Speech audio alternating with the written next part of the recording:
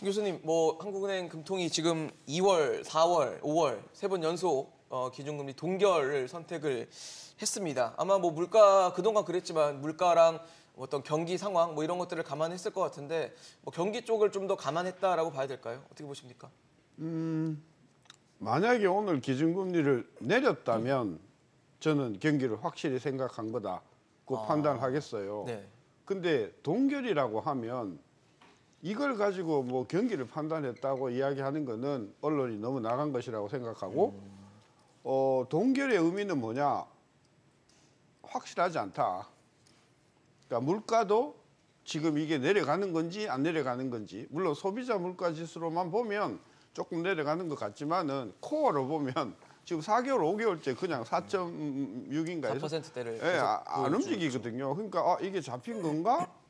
이런 의문이 있고 그렇다고 그걸 잡으려고 기준금리를 올려버리면 가뜩이나 지금 가계부채 문제로 국민들이 어렵잖아요. 그래서 일단은 동결의 의미는 이게 경기를 생각한 것이라고 하기보다는 일단 좀 더 두고 보자.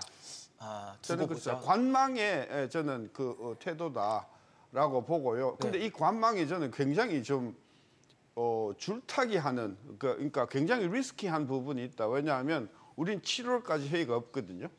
그렇죠. 7월까지 이제 6월 중순에 이제 미국이 네. 결정을 할 그렇죠. 거란 말이에요.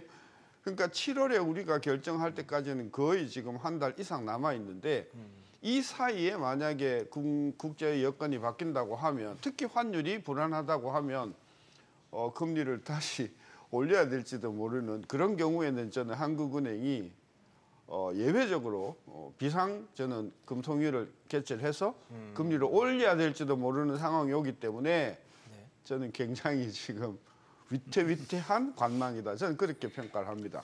근데 그렇다고 인상을 할 수도 없는 노릇이었잖아요. 할 수 있죠. 1.75거든요. 네. 아까 말씀하신 대로 이자 가계 부채 부담. 근데 지금 시중금리가 조금 내려오기 때문에 기준금리를 뭐 0.25 정도 올려도 가계 부채 부담이 크게 증가하는 것은 아니기 때문에 저는 환율이 불안하다고 하면 얼마든지 0.25 정도는 충분히 올릴 수 있는 시장 여건이 되어 있다. 왜? 시장에서 지금 금리가 내려가는 추세이기 때문에 저는 그래서 일단 관망이고, 그리고 한 달여 동안 남은 그 기간 동안 사태가 어떻게 진전되느냐에 따라서 한국은행이 굉장히 어려운 상황에 봉착할 수도 있는 굉장히 위험성 있는 관망이다. 저는 그렇게 판단하는 거죠. 그렇군요. 장민 위원님께서는 어떻게 보셨습니까? 한은의 3번 연속 동결입니다.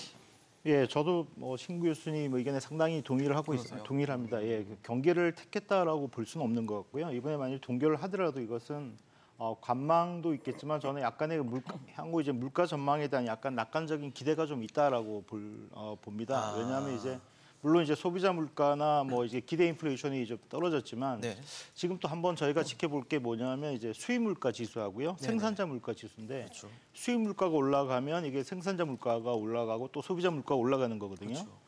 근데 생산자 물가가 작년에 35%에서 36%까지 올라갔었어요. 근데 이제 올해 들어와 최근에 이제 마이너스 7%까지 떨어졌습니다.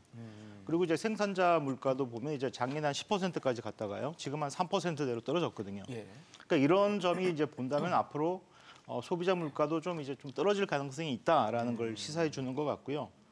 이런 점에서 이제 뭐 지금 굳이 올릴 필요가 있겠느냐라는 생각을 할 수도 있고요. 또 한 가지는 이제 그렇다면 이제 지금 물가가 그래도 여전히 그 목표치인 2%보다 높은 거 아니냐라고 얘기를 할 수 있지만 정책 시차라는 게 있습니다. 그래서 이제 금리를 올리면 이것이 이제 그 물가까지 가는 어떤 시차가 보통 한 뭐 9개월, 뭐 12개월 이렇게 얘기를 하고 있거든요. 그러면 이제 지금까지 금리를 올린 이런 그 영향들이 누적돼 가지고 앞으로 계속 나타날 수 있다라고 볼 수 있는 거고요. 그래서 이런 걸 고려했을 때 지금 굳이 뭐 다시 이제 금리를 뭐 올린다라고 하는 그렇게까지는 갈 필요가 없을 것 같고, 동결하는 것만으로도 어느 정도 충분히 그 물가에 대한 그 어떤 안정세는 갈 수 있지 않겠냐라는 그런 자신감이 있었다고 생각하고요.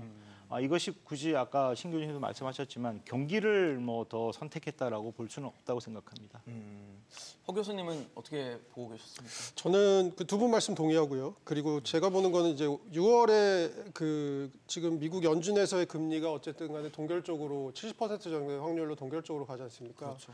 그러니까 그때 미국이 예를 들어서 동결을 한다라는 것과 지금 우리가 3연속 동결을 한 것은 뉘앙스가 저는 전혀 다르다고 생각합니다. 어떻게 다르다고 생각하냐면 미국 같은 경우는 6월에 한번 동결해 놓고 향후에 이런 일이 발생하면 예를 들어서 물가가 생각보다 안 잡히고 하면 우리는 언제든지 다시 올릴 수 있어라는 측면의 동결이고요. 한번 한 텀 쉬어서 기다려보자라는 동결이고요.